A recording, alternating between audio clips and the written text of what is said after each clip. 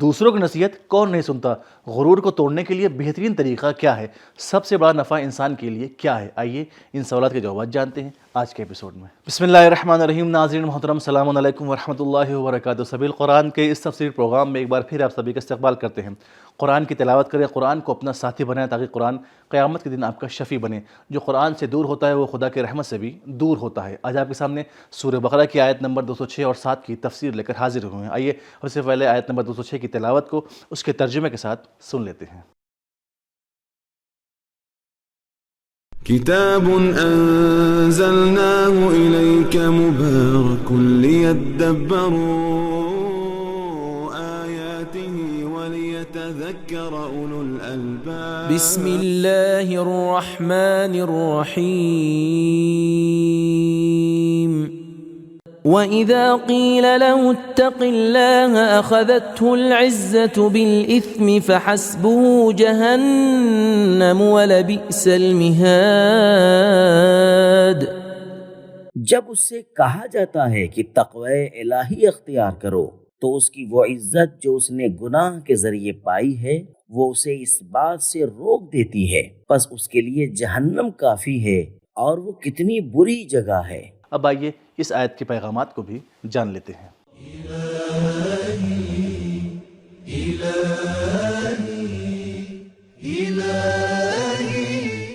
Number 1، تکبر کرنے والے دوسروں کی نصیحت پر کان نہیں دھرتے۔ وَإِذَا قِيلَ لَهُ اتَّقِ اللَّهَ أَخَذَتْهُ الْعِزَّةُ۔ تاریخ میں ہے کہ بنی امیہ کے خلفاء میں سے عبد الملک بن مروان شہر مدینہ میں منبر پر بیٹھا اور بولا، خدا کی قسم جو کوئی مجھے تقوی کی نصیحت کرے گا میں اس کی گردن اڑا دوں گا۔ تفسیر احسن الحدیث جلد نمبر 1 صفحہ نمبر 376۔ نمبر 2، حکمران نصیحت قبول کرنے والا ہونا چاہیے۔ نمبر 3، گناہ گھمنڈ، غرور اور تکبر کا باعث ہے۔ نمبر 4، دوزخ کی طرف توجہ کرنا غرور توڑنے کا بہترین ذریعہ ہے۔ اب آئیے سورہ بقرہ کی آیت نمبر 207 کی تلاوت کو اس کے ترجمے کے ساتھ سن لیتے ہیں۔ وَمِنَ النَّاسِ مَن يَشْرِي نَفْسَهُ ابْتِغَاءَ مَرْضَاتِ اللَّهِ وَاللَّهُ رَءُوفٌ بِالْعِبَادِ۔ کچھ لوگ ایسے بھی ہیں جو اپنی جان کو خدا کی خوشنودی کے لیے بیچ دیتے ہیں۔ خداوند عالم اپنے بندوں کے ساتھ بہت ہی مہربان ہے۔ اب آئیے اس آیت کے نکات کو بھی جان لیتے ہیں۔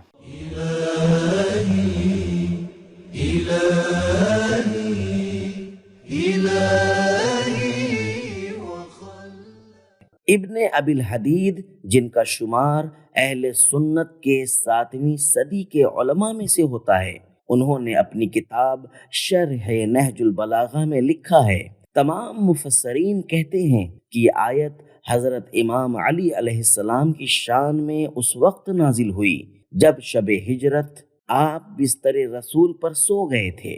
یہ واقعہ تواتر کی اس حد تک پہنچا ہوا ہے جس کا انکار سوائے کافر یا دیوانے کے اور کوئی نہیں کر سکتا۔ شرح ابن ابی الحدید جلد نمبر 13 صفحہ نمبر 262۔ واقعہ کچھ یوں ہے کہ مشرکین مکہ نے آپس میں طے کیا کہ پیغمبر اکرم صلی اللہ علیہ وآلہ وسلم کے قتل کی خاطر ہر قبیلے سے ایک آدمی منتخب کیا جائے اور وہ سب یکبارگی حملہ کر کے حضرت صلی اللہ علیہ وآلہ وسلم کی زندگی کا نعوذ باللہ خاتمہ کر دیں، تاکہ بنی ہاشم کسی ایک قبیلے سے حضرت صلی اللہ علیہ وآلہ وسلم کے خون کا بدلہ نہ لے سکیں۔ اسی طرح سے پیغمبر اکرم صلی اللہ علیہ وآلہ وسلم کی دعوت و تبلیغ سے ان کی جان چھوٹ جائے گی، لیکن حضور گرامی صلی اللہ علیہ وآلہ وسلم کو ان کے ناپاک منصوبے کا علم ہو گیا اور اس رات امام علی علیہ السلام پیغمبر اکرم صلی اللہ علیہ وآلہ وسلم کے بستر پر سو گئے تاکہ جناب صلی اللہ علیہ وآلہ وسلم خیر و عافیت کے ساتھ مکے سے ہجرت کر جائیں۔ یہ آیت اس وقت نازل ہوئی بہت سے علماء اہل سنت نے امام علی علیہ السلام کی اس فضیلت کا اقرار کیا ہے، اور علامہ امینی رحمۃ اللہ علیہ نے ان کے نام اپنی قراء قدر کتاب الغدیر کی دوسری جلد کے صفحہ 48 پر ذکر کیے ہیں۔ ان میں سے ایک امام احمد بن حنبل ہیں۔ مسند احمد بن حنبل جلد نمبر 1 صفحہ نمبر 348۔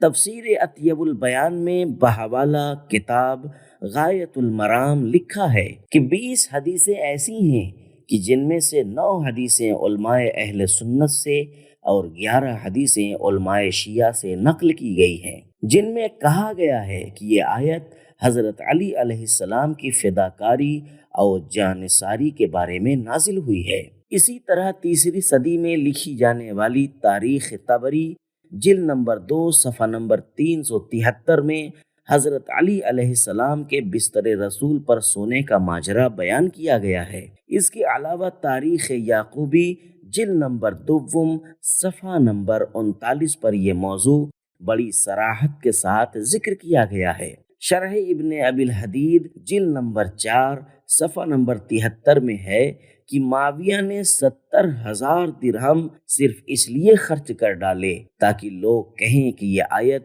ابن ملجم ملعون کی شان میں نازل ہوئی ہے۔ تفسیر نمونہ جلد نمبر 2 صفحہ نمبر 49۔ اس خطرناک رات میں جب امام علی علیہ السلام پیغمبر اکرم صلی اللہ علیہ وآلہ وسلم کے بستر پر سو گئے تو خداوند عز و جل نے اپنے 2 معزز فرشتوں جبرائیل اور میکائیل سے فرمایا، تم میں سے کون ہے جو اپنی جان دوسرے پر قربان کر دے؟ ان میں سے کوئی بھی اس بات پر آمادہ نہ ہوا۔ اس وقت خداوند ذوالجلال نے فرمایا، ذرا دیکھو تو علی کس طرح اپنی جان پیغمبر پر قربان کر رہے ہیں۔ کبھی معاشرے میں ایک نیکی کو زندہ کرنے کے لیے یا کسی ایک برائی کو ختم کرنے کے لیے اپنی جان تک کی بازی لگانی پڑتی ہے۔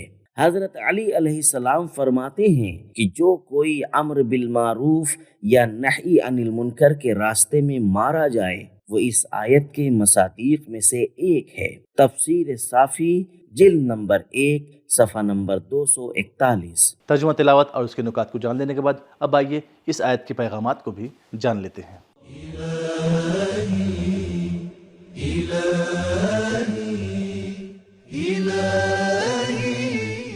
نمبر 1، نااہل افراد کی چکنی چپڑی باتیں لوگوں کو حیران کرتی ہیں، لیکن مومن کا عمل پوری دنیا کو حیران کر دیتا ہے۔ نمبر 2، ایثار کرنے والوں کی یاد کو منانا چاہیے۔ نمبر 3، اولیاء خدا کی خاطر جان کی بازی لگانا قابل قدر بات ہے۔ نمبر 4، سب سے بڑا نفع یہ ہے کہ انسان اپنی بہترین متاع یعنی اپنی جان اپنے خالق کے ہاتھ بیچ دے، وہ بھی اس غرض سے نہیں کہ اسے بہشت ملے گی یا جہنم سے بچ جائے گا، بلکہ صرف اور صرف رضائے الہی کی خاطر۔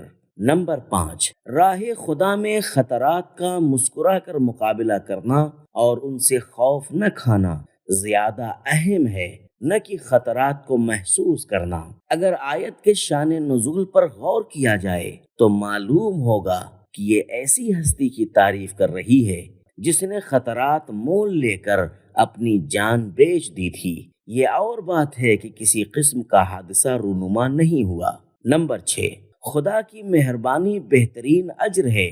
خداوند متعال نے ہر کام کی ایک جزا مقرر کر رکھی ہے، لیکن اس آیت میں کسی قسم کی جزا کا ذکر نہیں، بلکہ فرمایا ہے خدا اپنے بندوں پر بڑا مہربان ہے، گویا اس کی جزا خدا کی مہربانی ہے جو سب سے بہترین جزا اور پاداش ہے۔ آیت میں ارشاد ہے کہ خداوند رؤوف ہے۔ تو ناظرین، ہم نے جانا کہ تکبر کرنے والا انسان دوسروں کی نصیحت کو قبول نہیں کرتا اور دوزخ کی طرف توجہ کرنا تکبر کو دور کرنے کا بہترین ذریعہ ہے۔ سب سے بڑا نفع یہ ہے کہ انسان اپنا بہترین متاع یعنی اپنی جان اپنے خالق کے ہاتھ بیچ دے، نہ لالچ کے لیے اور نہ ڈر سے، اور صرف اور صرف اللہ کی رضا کے لیے۔ تو ہمارا آج کا ایپیسوڈ اس سے ختم ہوا، ملتے ہیں اگلے ایپیسوڈ میں، تب تک کے لیے خدا حافظ۔ سبیل قرآن، قرآنی سماج کی پہچان۔